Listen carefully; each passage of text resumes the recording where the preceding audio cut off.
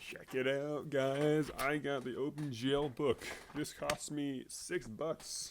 Look how thick that thing is. And this is the OpenGL 2.1 book from, looks like 2008.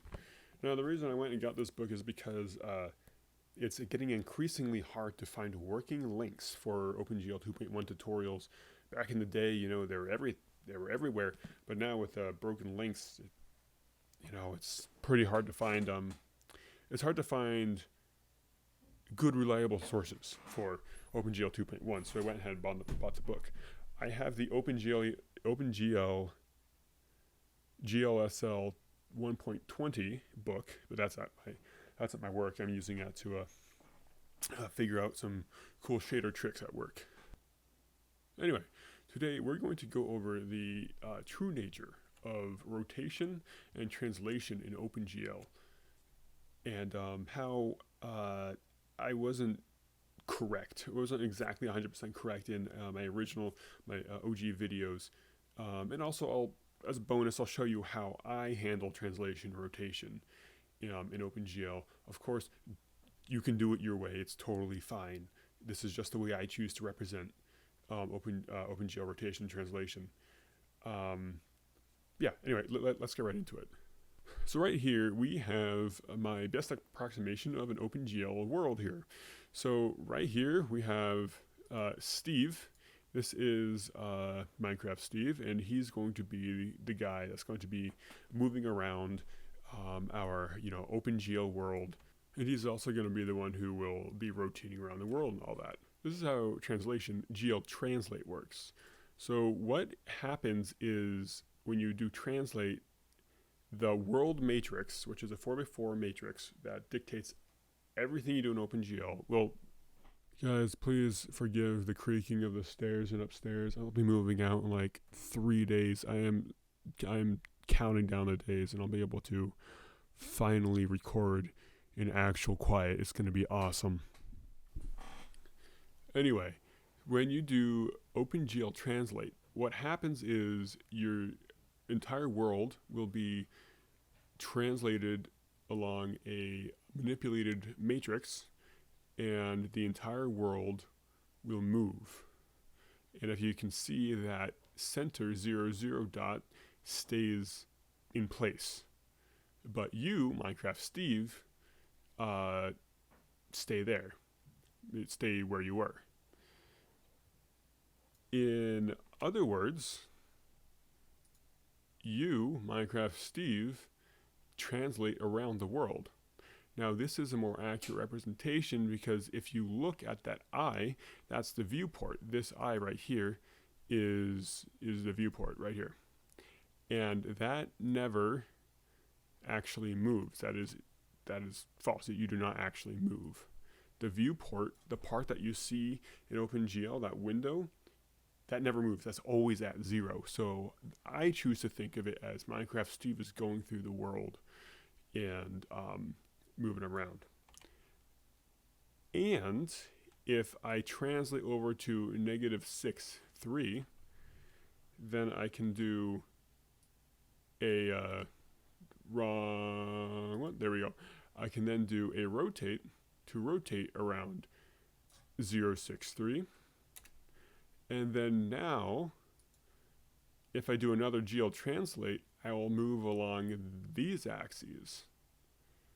And that's how it works. And if I do a GL load identity, I go all the way back to the origin. And that's how translation works. So if I want to draw, let's say I want to draw a square, or I want to draw a vertical line like this, a line like this, diagonal line like this. This is what Minecraft Steve will do. He will GL translate to -6.3. He will, and then he will rotate some angle, and then he will draw a vertical line at his location. And then, in order to be ready for the next, the next drawing command, he will translate back, and he will rotate back with a GL load identity. And boom, now we have a line, the diagonal line drawn like this. Now, say I want to draw a line like so. Well, what would we do? It would actually be very easy. We would take Minecraft Steve, we would translate over to where we want to draw, then we will take our drawing command, we'll draw a vertical line, then we'll take Minecraft Steve, load identity to go back, and boom, we have drawn a line there in the space. And that is how drawing works. The true nature of translation and rotation work in OpenGL.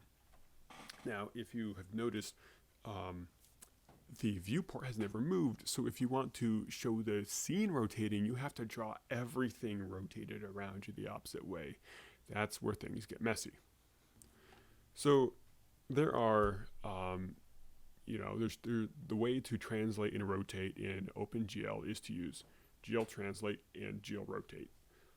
But it can be kind of confusing to keep track of the string of rotates and translates. So what I went ahead and did was I made a core utils include file, which will do rotate, set rotation, reset rotation, invert rotation, translate vector, that sort of thing. Basically, let me run through what this does. Rotate does GL rotate, okay? What GL rotate does, is it actually rotates the world. But sometimes you may want to set the rotation before you do the actual world rotation. So I have a class called, I have a struct called actor, which has a struct inside of it called rotation. It has a rotation struct and a translate struct. And I have rotation X, Y, and Z, and I have translate X, Y, and Z for position. Basically, I'm doing it this way. I'll show you. I'm doing it this way because I don't want to use C++ in my C program.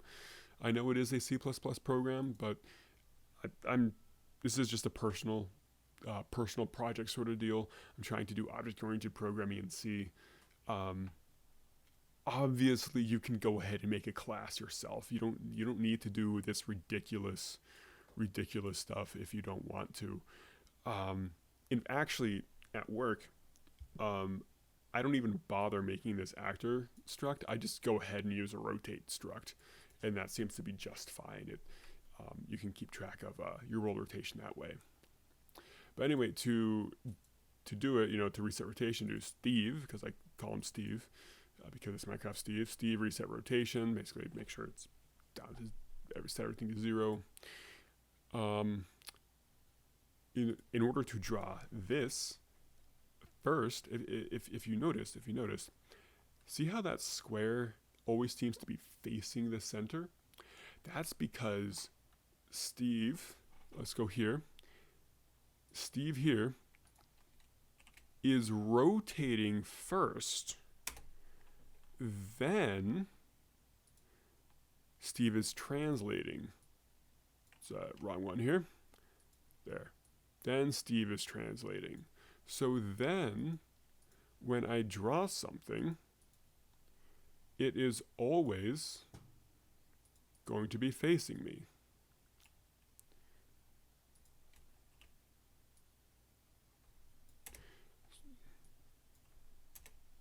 And then go over here. I'm gonna do another draw. Cool. Then I'm gonna go back, and then I'm going to rotate again, and then I'm going to translate again. Then I'm going to do another draw. Whew. This is how it works. So now all these lines or squares represented in a two-dimensional space are always facing me. That's why it works the way it does. And of course, you know, you can be more creative, you know, do things as you will, do things as you need. That's exactly that. This is how OpenGL does translation rotation. It took me a very long time. It took me months for me to like figure this out. But once you figure it out, it's eye-opening.